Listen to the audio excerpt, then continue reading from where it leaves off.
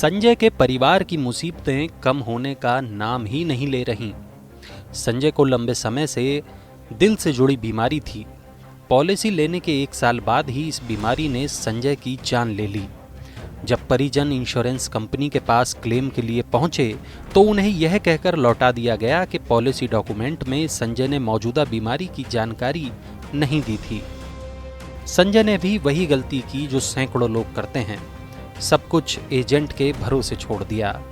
अपने रिश्ते के बीमा एजेंट के कहने पर बीमा कॉन्ट्रैक्ट को बिना पढ़े ही साइन कर दिया। कोई बीमा पॉलिसी डॉक्यूमेंट बीमा कंपनी और पॉलिसी धारक के बीच बीमा का एक कॉन्ट्रैक्ट जैसा होता है, जिसमें नियम और शर्तें लिखी होती हैं। अलग अलग कंपनियों व बीमा पॉलिसीज के नियम व शर्तें अलग अलग हो सकती हैं। ये वो शर्तें हैं जिन्हें हम पढ़ते नहीं या समझ नहीं पाते और संजय के परिवार की तरह मुसीबत में फंस जाते हैं। मत छुपाइए बीमारी। पॉलिसी लेते समय अपनी मेडिकल हिस्ट्री जरूर मेंशन करें और इसके लिए एजेंट के भरोसे न बैठें। आपके द्वारा दी गई कोई गलत जानकारी आपकी पॉलिसी को रद्द भी करवा सकती है। टैक्स एवं निवेश सलाहकार बलवंत जैन कहते हैं कि बीमा ग्राहकों को सिर्फ पुरानी बीमारी ही नहीं बल्कि अपनी धूम्रपान जैसी आदतों की जानकारी भी पॉलिसी लेते समय देनी चाहिए। डेथ बेनिफिट की शर्तें जानिए। पॉलिसी डॉक्यूमेंट में एक डेथ बेनिफिट सेक्शन होता है, इसे ध्यान से पढ़ना चाहिए।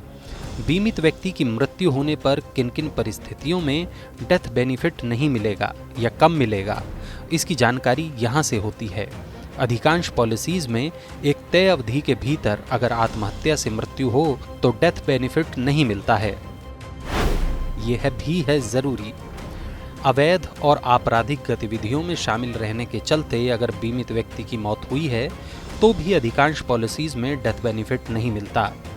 इसके अलावा कई पॉलिसीज बच्चे के जन्म के दौरान मां की मृत्यु हो जाने की स्थिति में भी बीमा कवरेज नहीं देती हैं। इसमें भी है लोचा। कुछ कंपनियां निजी हवाई यात्रा के दौरान हुई दुर्घटना में मृत्यु पर भी बीमा कवर नहीं देती हैं। नशीले पदार्थों का सेवन कर गाड़ी चलाने, तेज गति से गाड़ी चलाने या बिना सीट बेल्ट के गाड़ी चलाने जैसे कारण भी एक्सीडेंट में हुई मृत्यु के बीमा कवर को रोक सकते हैं।